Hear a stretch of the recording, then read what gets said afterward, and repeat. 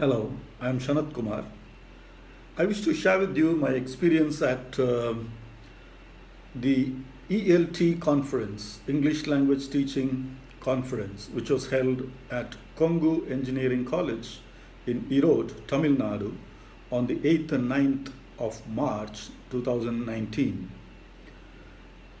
The guest of honor was Professor Jax C. Richards, an associate professor at University of Sydney and also a professor at the Regional English Center in Singapore. Professor Richards brought a totally fresh perspective to the two-day workshop, and I was privileged to be interacting with him, though briefly, during the two-day conference. Professor Jack C. Richards is a prolific author and has written many books on English teacher training and English language teaching.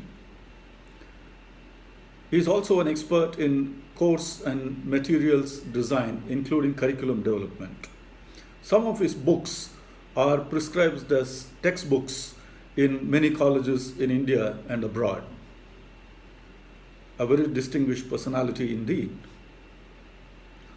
Some of the takeaways from this two-day conference are very important for us to remember and put it into practice. The first is need to focus on language skills and communication skills, especially in Indian scenario. In India, English teaching in the academic sphere has always been on literature and grammar, which is significantly changing now to English language communication. The second is there is a need for a professional identity for the English teacher. Professor Richards spoke about 10 dimensions of this unique identity for the English language teacher, which include the content knowledge, ability to articulate very well, ability to empathize with the learner's needs, ability to be part of a community of practice. Very important 10 dimensions that he talked about in his first lecture. The next point that he stressed is that the need for developing technology savviness for the English teachers and to be able to integrate technology into teaching and learning, and the need to be very creative in the classroom in teaching English to the students.